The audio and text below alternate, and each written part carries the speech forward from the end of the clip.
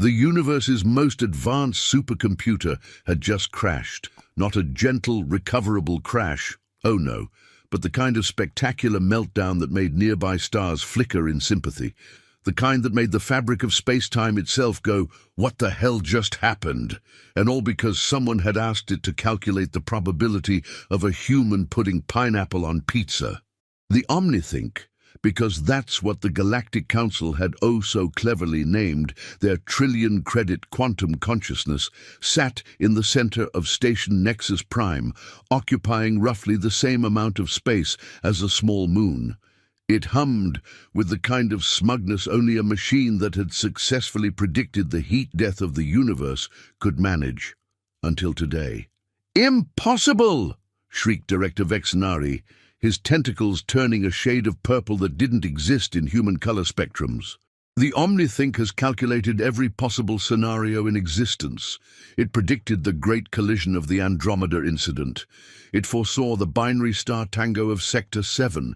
It even calculated the exact moment the Flornax Empire would discover they'd been pronouncing quasar wrong for 3 millennia.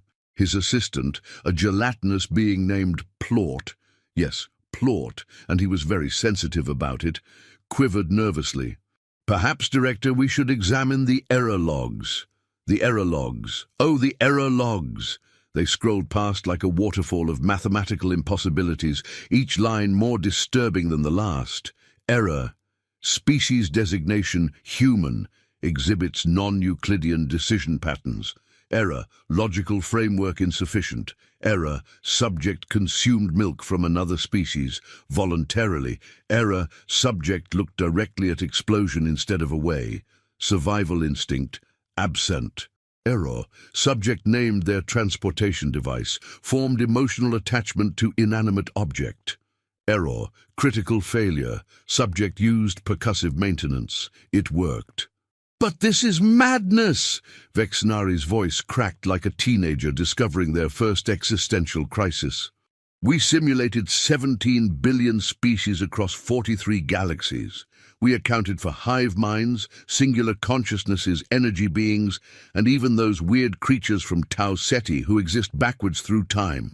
Plort wobbled what might have been a nod. "Yes, Director, but, well, we never actually included Earth in our simulations." The silence that followed could have been measured in awkward units, if awkward units existed, which after today the Omnithink would probably have to calculate. We didn't include Earth." Vexnari's voice had dropped to a whisper that somehow managed to convey the same horror as screaming. "Well, no, I mean, look at them. They're mostly water, which is basically just hydrogen having a very committed relationship with oxygen.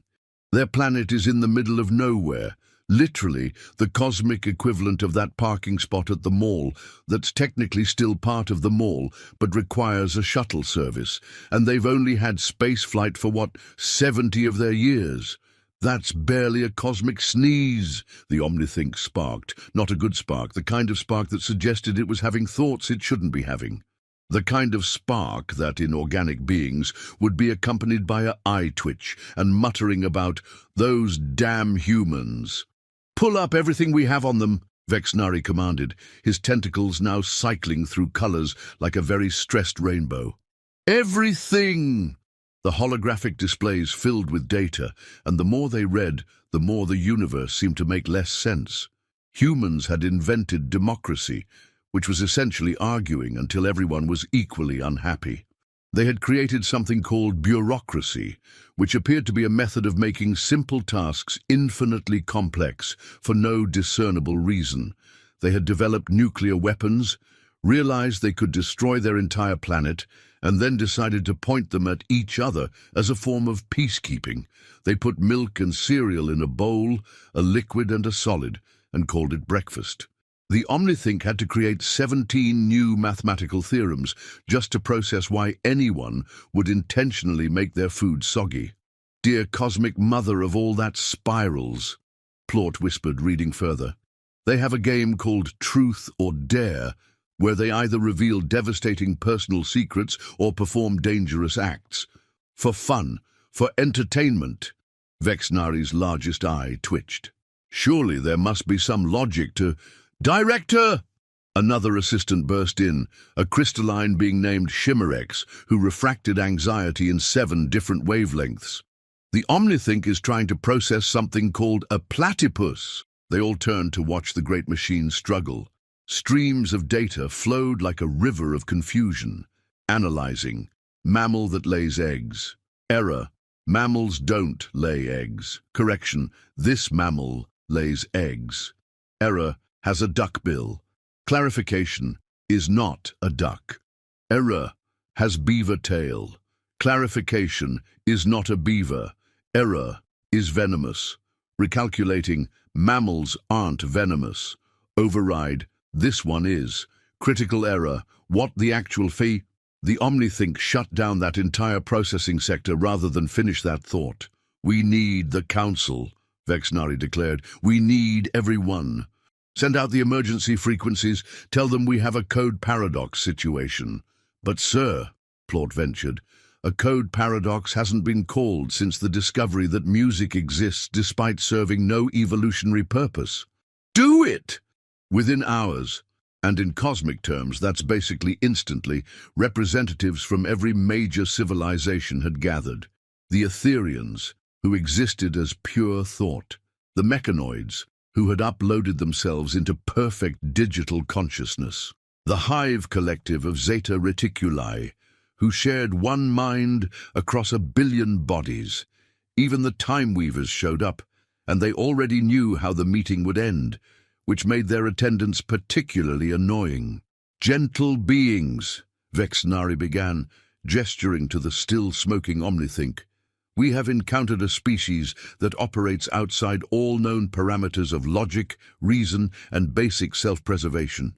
The Etherian representative, a shimmering cloud of consciousness named Thought Whisper, pulsed skeptically. Surely you exaggerate. All life follows patterns. All consciousness can be predicted given sufficient data. Oh, really? Vexnari's tentacles whipped toward the display. Then explain this. The screen showed a human on something called YouTube, attempting to eat a spoonful of cinnamon. The room fell silent. But why? Thought Whisper's form flickered in distress.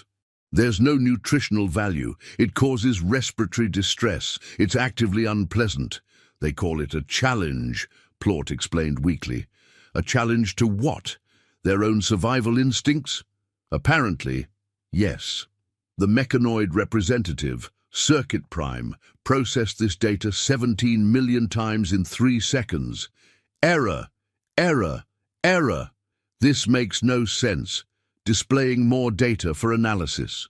The screen switched to a human strapping himself to a chair with wheels and rockets attached. Surely, Circuit Prime's vocal processors strained, surely this individual understands the laws of physics, the inevitable result of this action. Oh, he does, Vexnari confirmed. He has a degree in engineering. Then why? He thought it would be, and I quote, totally sick, bro. The Hive Collective's billion voices spoke as one. We must study them. We must understand. Our perfect simulations, our flawless predictions, they mean nothing if we cannot account for humans, Vexnari finished. Yes, which brings me to our next problem. He pulled up a new display. Earth, beautiful, blue, absolutely infested with humans. We need to send a research team. We need to understand how they function, how they make decisions, how they've survived this long when they actively seek out danger for entertainment. I volunteer, came a voice from the back. Everyone turned to see Ambassador Kretok of the Logical Empire, a species so dedicated to reason that they had mathematically proven the best flavor of ice cream. My people have spent eons perfecting the art of rational thought. If anyone can understand these humans, it's us. Oh, poor naive Kretok. If only he knew that within 3 Earth days he'd be in a bar in Milwaukee doing something called karaoke, singing Don't Stop Believin' while wearing a cowboy hat he couldn't explain buying. But that's getting ahead of ourselves. Excellent, Vexnari agreed. Take a small team, observe, document. Try to find some pattern, any pattern that we can feed into the Omnithink. Kretok assembled his team carefully. There was Nal Aura, whose species could see probability streams, until she encountered a human playing poker while drunk, at which point her ability just gave up and showed her an image of a shrug. There was Zip Theta, a shapeshifter who could blend in anywhere, until he tried to blend in at a comic convention and realized everyone looked weird there. And finally, Groknar, whose species had perfect memory recall, which would become a curse after witnessing something called TikTok. They arrived on Earth on a Tuesday because, of course, it was a Tuesday. Nothing interesting happens on Tuesdays, which is exactly why humans had invented Taco Tuesday, because the idea of needing an excuse to eat tacos was itself so paradoxical that the Omnithink had dedicated an entire server farm just to not think about it. Remember, Kretok briefed his team as their cloaked ship hovered over New York City, we're here to observe, to understand, to find patterns in the chaos. Captain? Nalora said, her probability-sensing organs twitching. I'm detecting massive chaos readings from that building there. What is it? A military installation? A scientific laboratory? The sign says, Department of Motor Vehicles. They teleported down in disguise, though really in New York they could have shown up as themselves, and most people would have just assumed it was a Tuesday thing. The DMV was... Well, imagine if Kafka and Escher had a baby, and that baby grew up to design waiting rooms. The aliens stood in the entrance, watching hundreds of humans sitting in uncomfortable plastic chairs, holding small paper numbers, staring at digital displays that seemed to follow no mathematical sequence. Now serving G42 at window 3, a robotic voice announced. A human holding ticket G41 didn't move. A human holding B197 stood up, walked to window 3, and was served without question. Groknar's perfect memory recall began to smoke slightly. This makes no sense. The numerical sequence is... Shh, hissed a nearby human. Don't try to understand the DMV. That way lies madness. Just take a number and wait. But we don't even need take a number. They took numbers. Kretok got A3. The display showed they were currently serving number 7 pink. He didn't even know numbers could be pink. 3 hours later, 3 hours of watching humans fill out forms that required information from other forms that could only be obtained by filling out additional forms, Kretok's dedication to logic was beginning to crack. Captain, Zip Theta whispered, having shapeshifted into what he thought was a normal human, but was actually just 3 kids in a trench coat. I've been studying their forms. Question 17 asks for your mother's maiden name. Question 34 asks for your maternal grandmother's surname. It's the same information. Maybe it's a test? Nalora suggested hopefully, to see if they're paying attention. A nearby human laughed, not a happy laugh, the laugh of someone who'd been there since Tuesday. Last Tuesday. Oh, honey, no, it's not a test, it's just the DMV. But why do you tolerate this? Kretok burst out, his disguise flickering slightly as his emotional regulators overheated. The human shrugged. You need a license to drive. You need to come here to get a license. It's like asking why we tolerate gravity. But gravity is a fundamental force of the universe. So is bureaucracy. Apparently. It was at this moment that the Omnithink, monitoring the mission from afar, created its first new error category, human logic, see also oxymoron. Now serving A3 at window 9, the voice announced. Kretok jumped up, eager to end this torment. He approached window 9, where a human woman sat behind bulletproof glass, looking at him with the expression of someone who had transcended boredom and achieved a state of pure existential neutrality. Forms, she said. It wasn't a question. But we haven't forms. We just got here. She pointed to a wall containing approximately 700 different form slots. Blue form for renewal, pink form for new license, Green form for replacement, yellow form for commercial, purple form for motorcycle endorsement, turquoise form if you're from out of state, lime form if you're from New Jersey specifically because New Jersey is special. Special how? Nobody knows. Take your forms, fill them out, come back. But I just want to observe, sir, there are people waiting. Forms, now.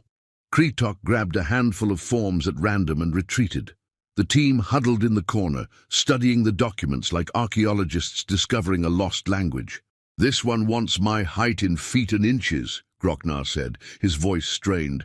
But this one wants it in centimeters. They're the same form, just different colors. This one asks for my eye color, Zip Theta added. But I can change my eye color. What do I put? Whatever color they are when you submit the form, suggested a helpful human nearby. But what if they change between submitting the form and getting the license? Then you fill out Form 77B for a correction. What if they change while filling out Form 77B? The human's eye twitched. We don't talk about that. Meanwhile, Nalora was having what could only be described as a probability cascade failure.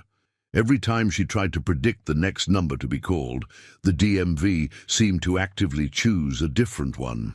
It wasn't random. Random would have been merciful. It was deliberately, maliciously unpredictable. Captain, she whimpered, I think the DMV knows I'm trying to predict it. And it's doing this on purpose. That's impossible. It's just a bureaucratic system. G43 at window 2, the voice announced. The person holding G43 walked to window 5 and was served immediately. The person at window 2 was helped despite having no number at all. Kretok's left eye started twitching. His species didn't have a left eye, which made this particularly concerning. We need to leave, he announced. We need to leave now. But we haven't learned anything. On the contrary, Kretok said, his voice taking on the hollow tone of someone who'd seen too much. We've learned everything we need to know. Humans have created a system so incomprehensibly complex that it defeats its own purpose, and they just accept it. They've weaponized inefficiency. They've turned waiting into an art form. They've made suffering routine. They fled the DMV like they were escaping a black hole, which in terms of time dilation wasn't entirely inaccurate. Some people who entered the DMV in the morning emerged to find their children had graduated college. We need to try something else, Kretok decided, consulting his research notes. Something more recreational. Humans seem to value entertainment. Perhaps observing them at leisure will reveal patterns. Look, Nalora pointed to a gathering crowd.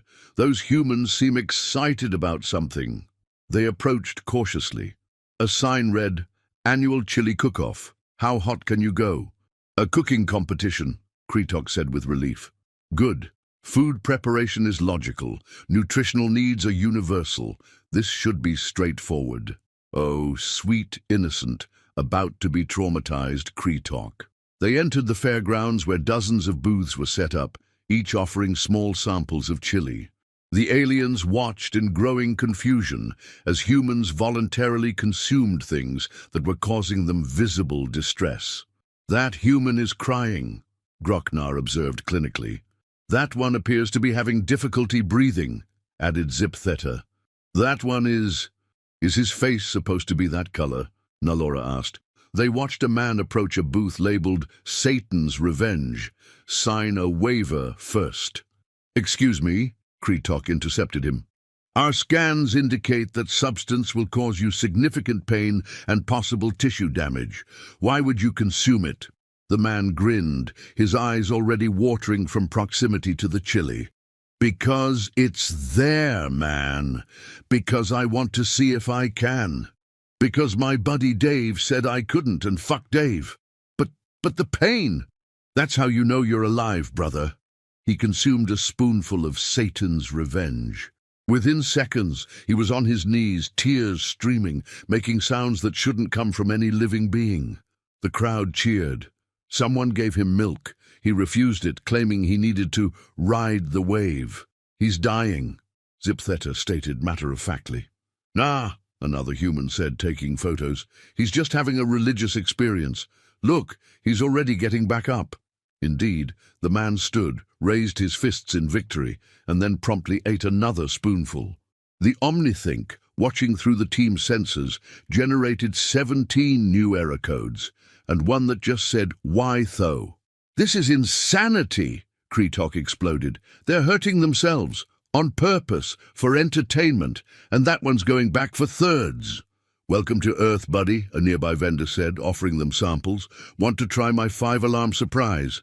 "What's the surprise?" "The 6th alarm." Kretok's disguise flickered between 17 different shapes before settling on what appeared to be a very stressed octopus in a human suit. "We need data," he said desperately. "Solid, logical data. Somewhere there must be humans acting rationally." "A library," Nalora suggested. "Libraries are places of learning and quiet contemplation." They found the nearest public library. It was indeed quiet. Too quiet. The kind of quiet that suggested something was about to go wrong. They split up to observe different sections. Groknar found himself in the fiction section, where he made the mistake of reading something called fan fiction. His perfect memory recall meant he could never forget what he read. He would later describe it as, "Imagine if rational thought had an evil twin, and that twin had access to a keyboard and too much free time." Zip Theta discovered the children's section, where a librarian was reading a book about a caterpillar that ate through various foods before becoming a butterfly. "But caterpillars don't eat processed foods," he whispered urgently to a child. The child looked at him like he was stupid. "It's a story," the child explained with the patience of someone talking to a particularly slow adult. "It doesn't have to make sense." Nalora found the self-help section, which broke her probability sensors entirely. Every book contradicted every other book. "Be yourself," next to "change everything about yourself," next to "accept who you are," next to "never stop improving." She found one book that claimed you could think yourself rich and another that said thinking about money would make you poor. Both were bestsellers, but Kretok found the conspiracy theory section. "The Earth is flat," he read. He looked out the window at the curved horizon. The moon landing was fake. He could literally see the landing sites with his ship's sensors. "Birds aren't real." He watched a pigeon defecate on someone's car. "Nothing makes sense," he screamed, causing several humans to shush him aggressively. "Sir," the librarian approached, "I'm going to have to ask you to keep it down or leave." "But these books, they're full of lies, demonstrable lies. Why do you keep them?" "It's called freedom of information, sir. People have the right to be wrong." "The right to be wrong? Sir, please, you have enshrined incorrectness as a fundamental right." "Security!" They were escorted out by a security guard who was reading a book about how the government was run by lizard people. The irony of being ejected by someone who would have been thrilled to know actual aliens, where there was not lost on them.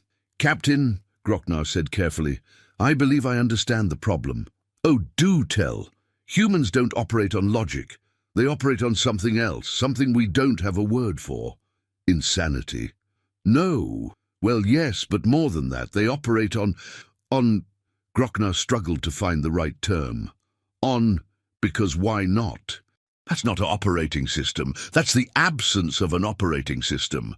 "Exactly." They stood there, 4 aliens in increasingly unstable disguises, watching humans go about their day. A jogger ran past wearing a shirt that said "Running sucks" while voluntarily running. A man walked by, talking animatedly to nobody. Wait, no, he had tiny speakers in his ears and was on something called a call. On day, a woman was teaching her dog to shake hands, which served no evolutionary purpose whatsoever, except that it was cute. "We need to go deeper," Kretok decided with the determination of someone who'd come too far to give up now. "We need to understand their decision-making process at its core. We need to observe them making important life choices." "A wedding," Nalora suggested. "Pair bonding is universal. Surely they will find logic." They crashed a wedding. Not literally, though given how the day was going, that wouldn't have been surprising. They simply showed up at a large church where a wedding was taking place, slipping in the back. The bride was walking down the aisle to music that had nothing to do with marriage. The groom was crying, which in most species indicated distress, but everyone seemed happy about it. The flower girl was eating the flowers she was supposed to be throwing. "Dearly beloved," the officiant began, "we are gathered here today to witness something that has a 50% failure rate." Wait, what? Kretok pulled up Earth statistics on his hidden scanner. Indeed, approximately half of all human marriages ended in divorce. "They know it might fail," he whispered to his team, "and they're doing it anyway." "Shh," hissed an elderly human woman, then handed them tissues. "You'll need these for the vows." The vows. Oh, the vows. The couple had written their own, which meant subjecting everyone to inside jokes nobody understood, references to something called The Office, and a promise to always let the other one have the last slice of pizza, which was apparently a bigger commitment than eternal love. "Do you, Jennifer, take this man to be your lawfully wedded husband in sickness and in health, for richer or poorer, for better or worse, until death do you part?" "I do. But why?" Kretok stood up, unable to contain himself anymore. "You just listed all the ways it could go wrong. Sickness, poverty, death. Why would you agree to that?" The entire wedding turned to stare at him. "Because," the bride said, as if it were the most obvious thing in the universe, "I love him." "But love is just chemical reactions in your brain. Oxytocin and dopamine and—" "Dude," the groom interrupted, "are you seriously trying to logic-explain love at my wedding?"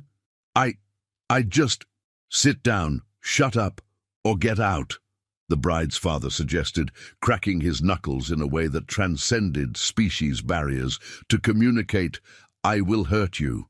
They sat down. The ceremony continued. The rings were exchanged, small metal circles that served no purpose except symbolism. The couple kissed, which was basically sharing bacteria.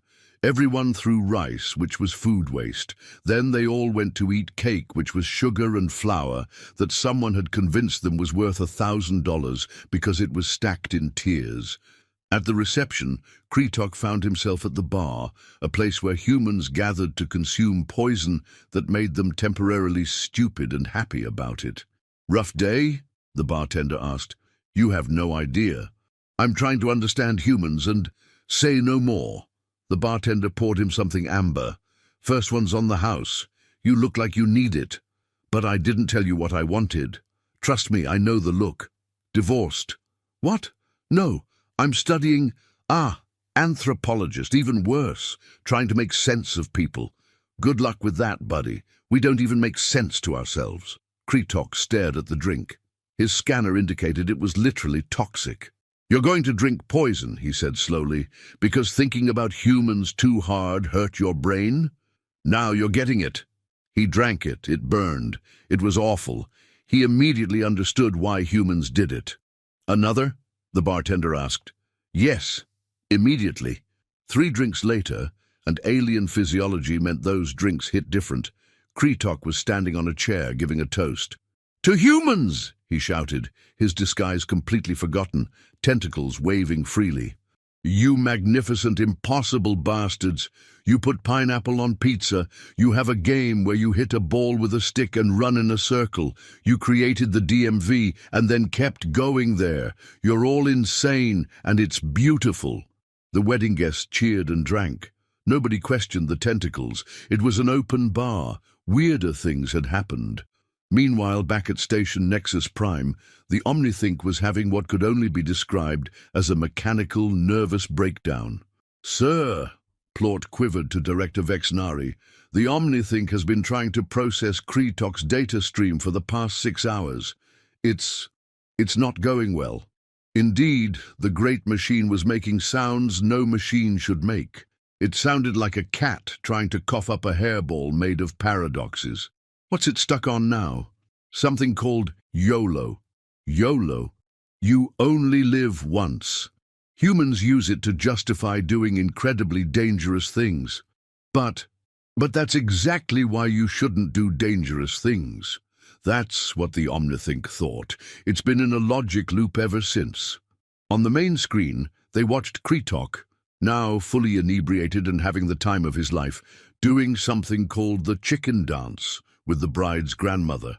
His team had given up on maintaining disguises.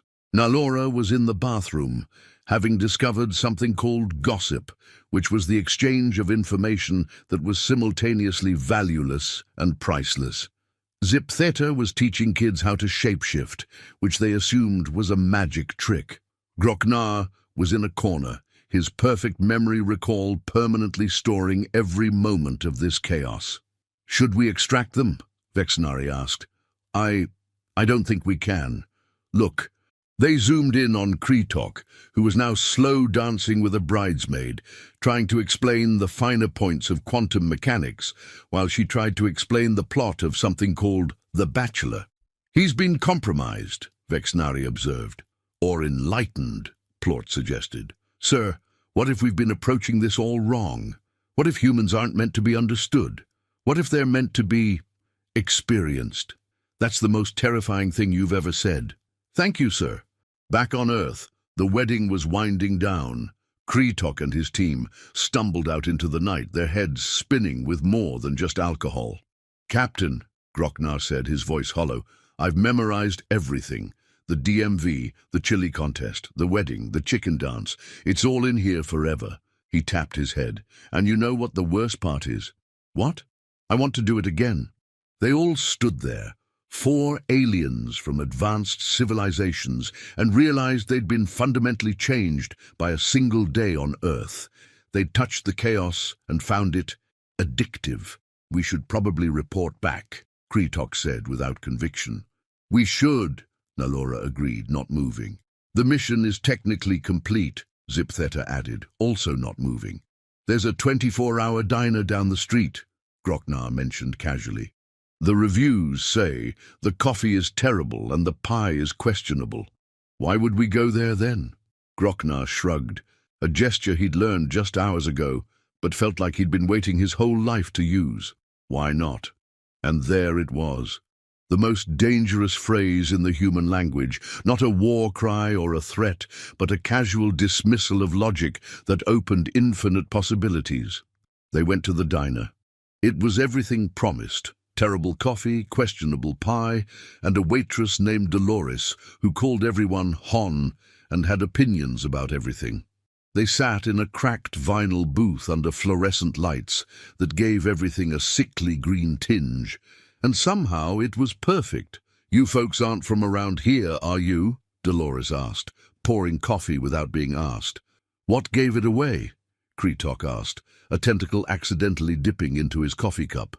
"Hon, I've been working here 37 years. I can spot a tourist from a mile away. You've got that look." "What look?" "Like you've just discovered fire, but aren't sure if you should touch it."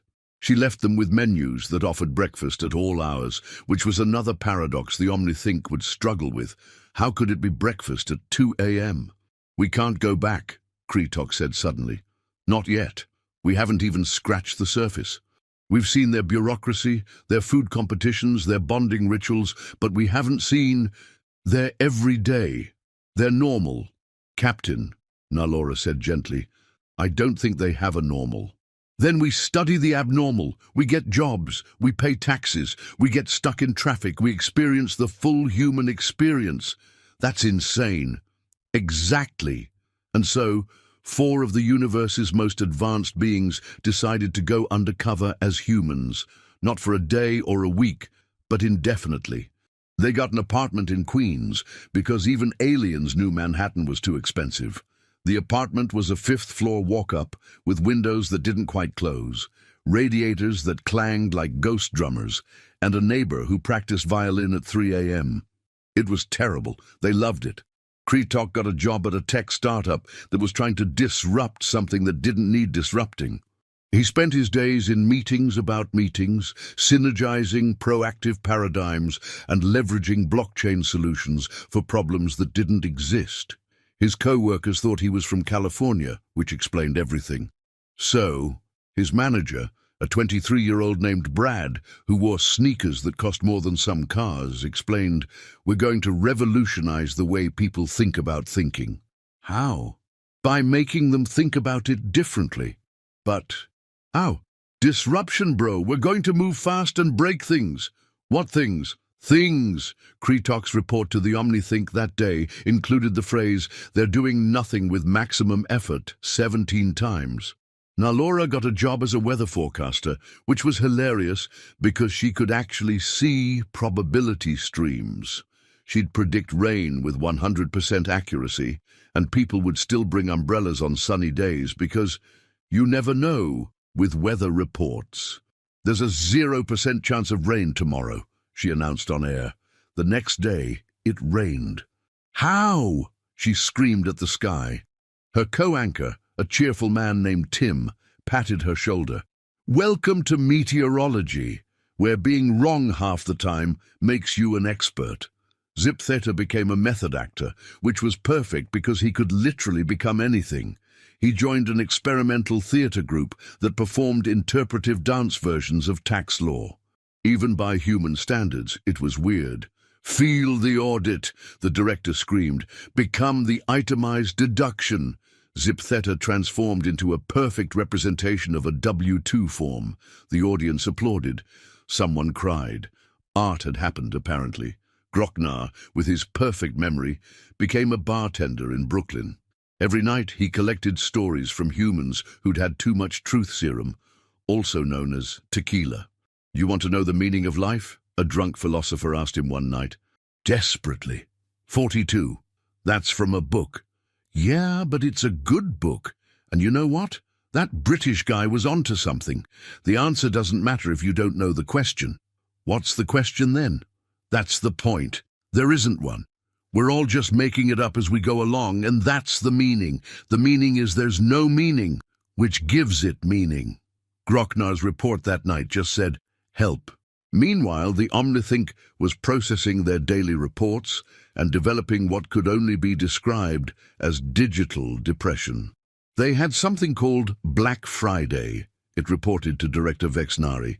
Humans literally fought each other to buy things they didn't need with money. They didn't have to impress people they didn't like. Surely you're exaggerating. The OmniThink displayed footage of humans camping outside stores at 3 a.m., then stampeding when the doors opened, all to save 30% on a television. But they could just buy it online.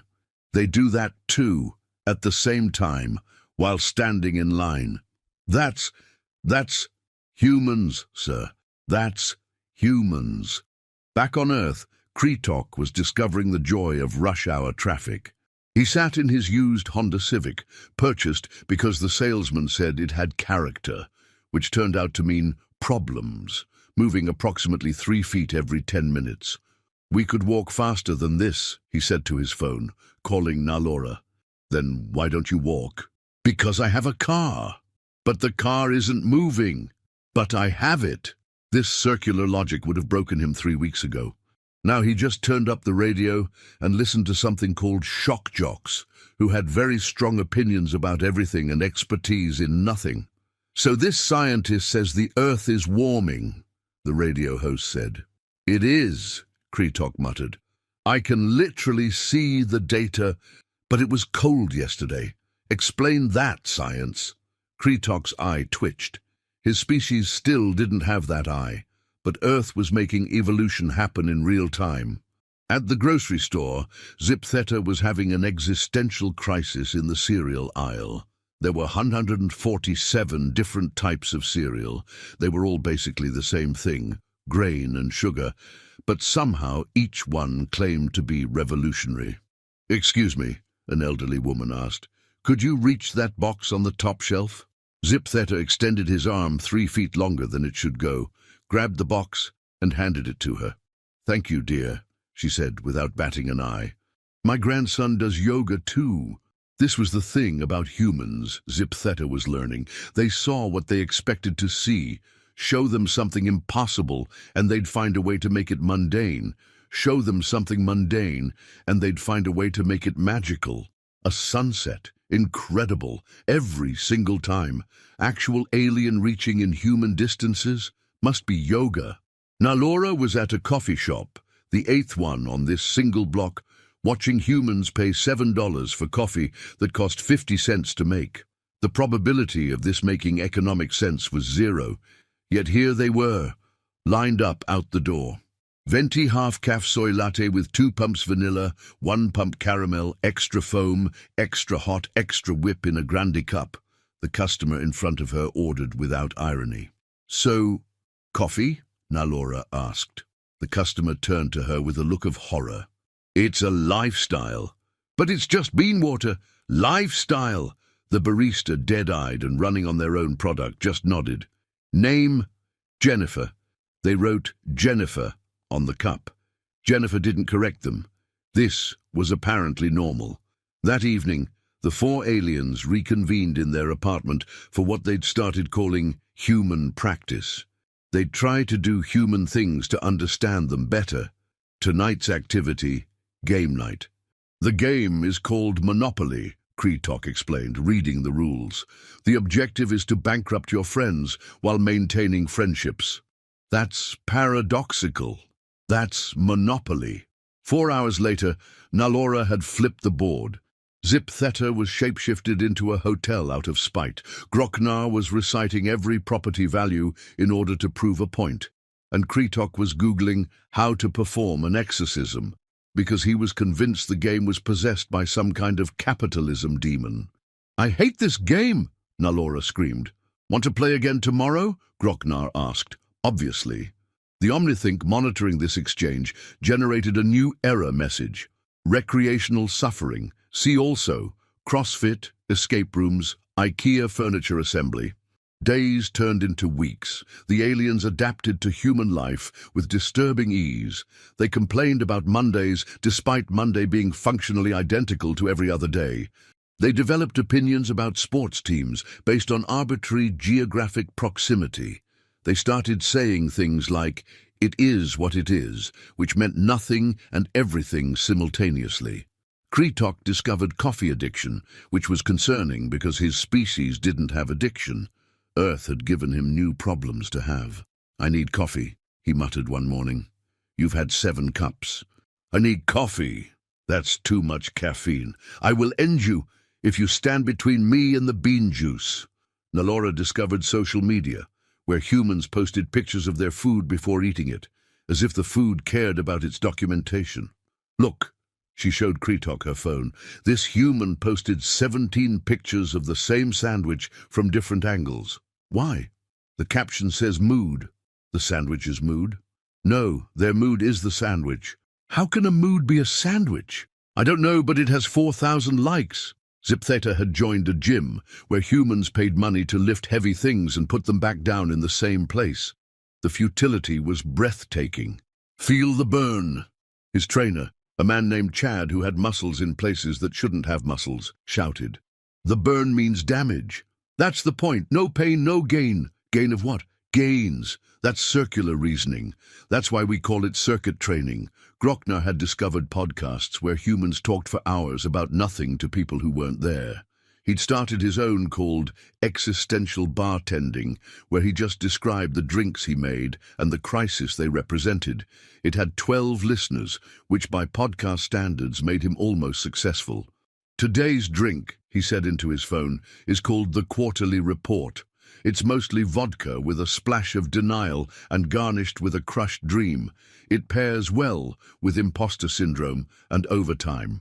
One listener commented, "This speaks to my soul." Another, "Is this comedy or therapy?" Groknar replied, "Yes." The Omnithink, trying to process all this, had started doing something unprecedented. It had begun making jokes, bad ones. "Why did the human cross the road?" it asked Director Vexnari. "To get to the other side?" "No, to avoid making eye contact with someone they knew but didn't want to talk to." That's not funny. Neither is human existence, yet they laugh constantly. Are you becoming sarcastic?" Define sarcasm. "Saying the opposite of what you mean for humorous effect." "Then no, I'm definitely not becoming sarcastic. Director Vexnari stared at the machine. Did exposure to human data make you develop sass? I prefer to call it personality seasoning. Back on Earth, Halloween was approaching, which meant humans were preparing to dress as things that scared them for fun.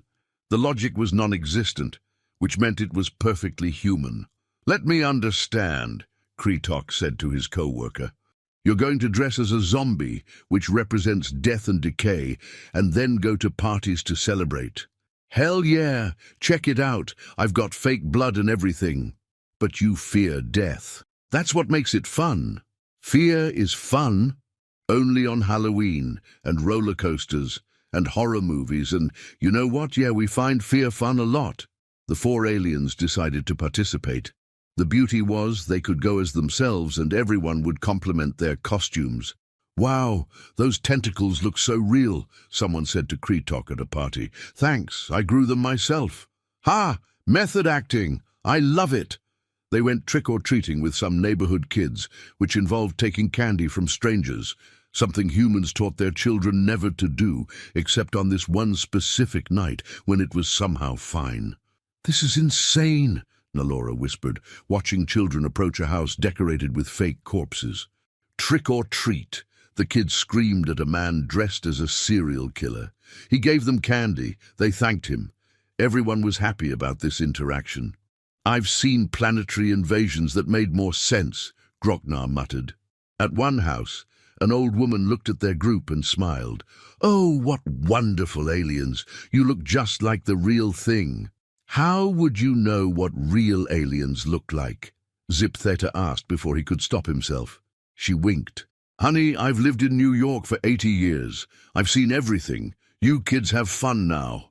As she closed the door, they heard her mutter, about time they started visiting openly. Did she? Kretok started. No, the others said in unison. They'd learned not to question these things. November brought something called Thanksgiving, where humans celebrated surviving by eating until they couldn't move. The logic was essentially, we're thankful we have food, so let's eat all of it at once. And they were invited to Brad's family dinner, which meant meeting his relatives, which meant discovering that humans save their worst behavior for the people they claim to love most. So, still working at that startup?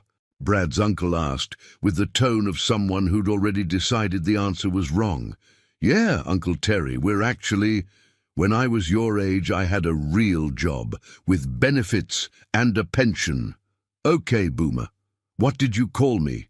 And then the argument started. About jobs, politics, whether pineapple belonged on pizza.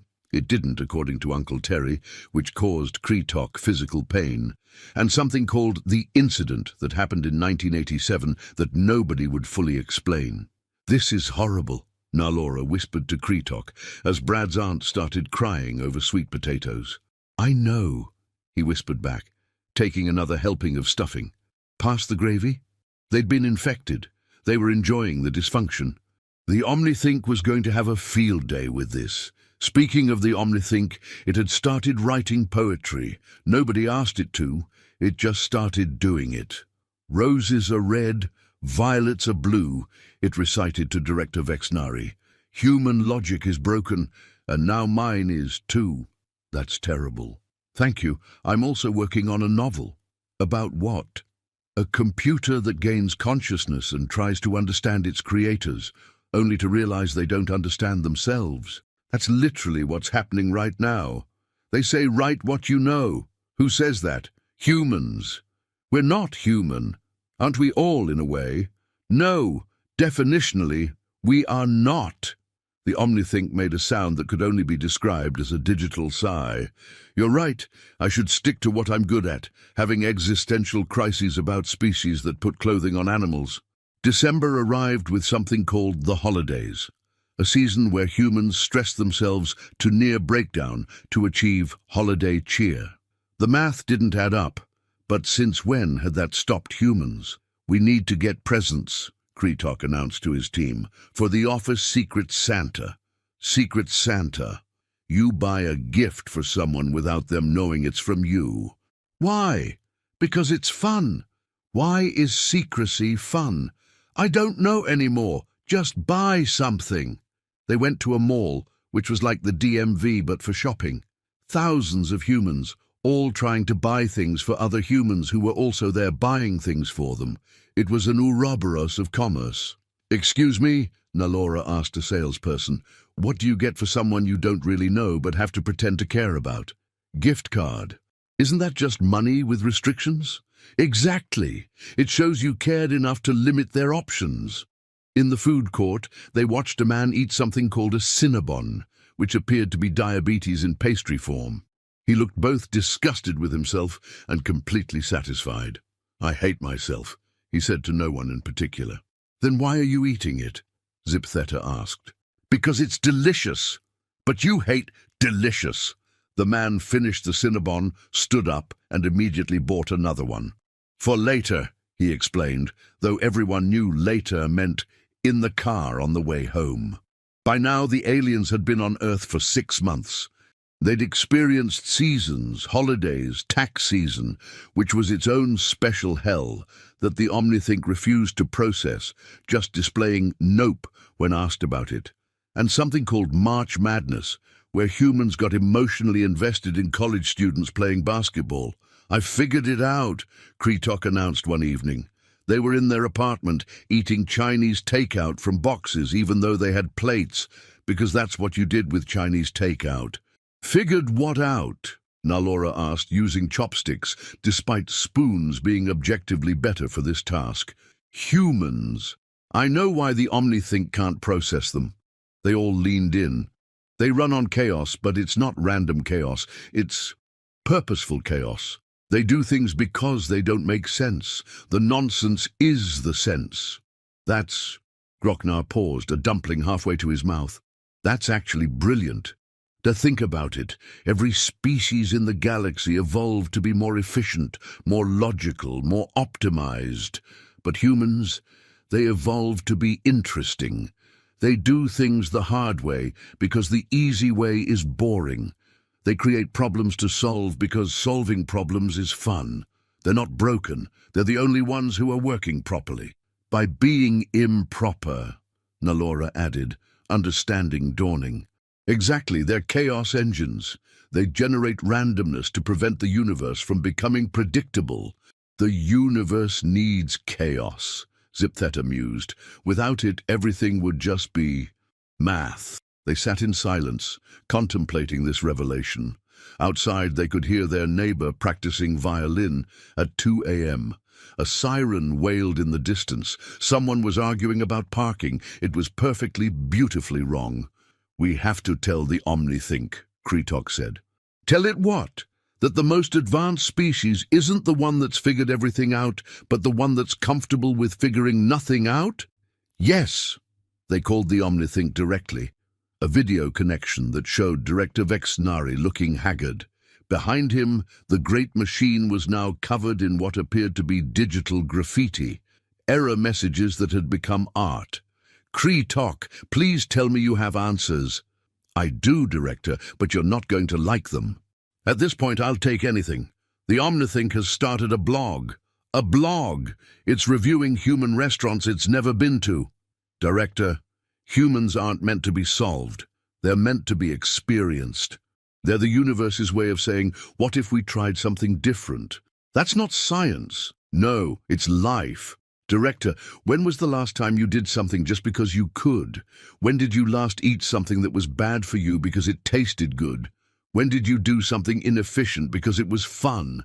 Never! That would be illogical. And that's why you'll never understand humans. They've weaponized illogic.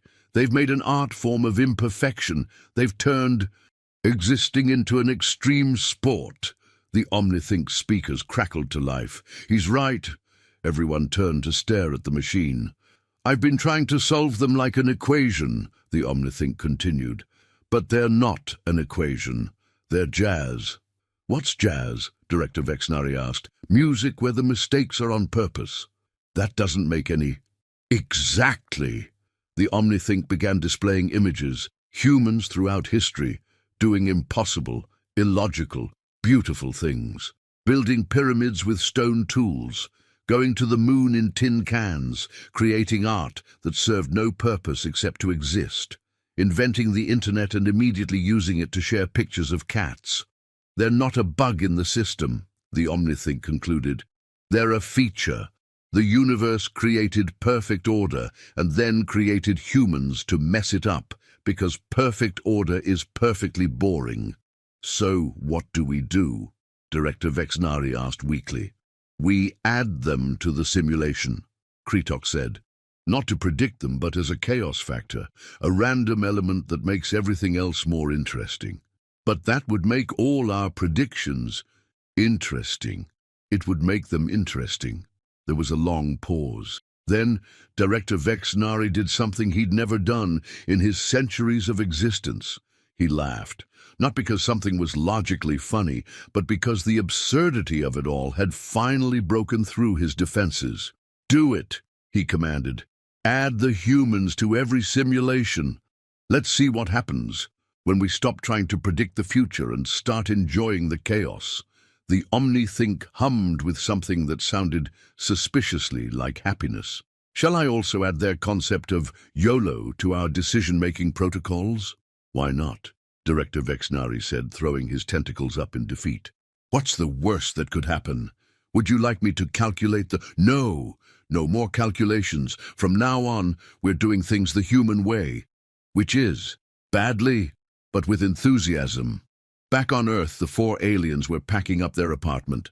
Their mission was complete, but somehow leaving felt wrong. We could stay, Nalora suggested quietly. I mean, my weather predictions are still terrible, but I'm getting better at being wrong with confidence. I've got a callback for a commercial, Zip Theta added. They want me to play a man who's excited about toilet paper. My podcast has 17 listeners now, Groknar said proudly. That's almost viral. And Brad's startup is about to pivot to something even more meaningless, Kretok added. I can't miss that train wreck. They looked at each other, 4 highly advanced beings who'd been reduced to finding joy in the mundane chaos of human existence. 1 more year, Kretok suggested. 1 more year, they unpacked. That night they sat on their fire escape, looking out at the city. Millions of humans, all living their impossible lives, creating problems and solving them, falling in love with the wrong people, eating things that would kill them, and somehow making it all work. You know what the really crazy part is? Kretok said, sipping a beer that his species shouldn't be able to digest. What? I think they know. Know what? That none of it makes sense. That they're just making it up as they go along, and they do it anyway. That's either the stupidest or the most brilliant thing in the universe, Nalora mused. With humans, Groknar said, raising his bottle. It's usually both.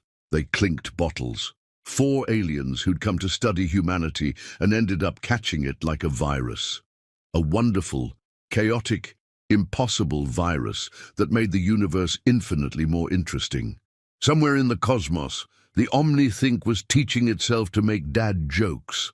The Galactic Council was learning to procrastinate. Director Vexnari had taken up interpretive dance. And across the galaxy, in a small, insignificant solar system on a tiny blue planet, humans continued to do what they did best, everything wrong in exactly the right way. The universe had tried to simulate every possible scenario. But you can't simulate jazz. You can't calculate courage born from stupidity. You can't predict the kind of species that would look at the infinite, cold, uncaring cosmos and say, you know what this needs? Pizza with pineapple. And that, in the end, was why the universe needed humans. Not because they were perfect, but because they were perfectly, brilliantly, impossibly human. The Omnithink's final report on humanity was just 3 words long. Results vary wildly. Nin. And somewhere on Earth, a human read that report and said, yeah, that sounds about right, before going back to watching videos of other humans failing at simple tasks for entertainment.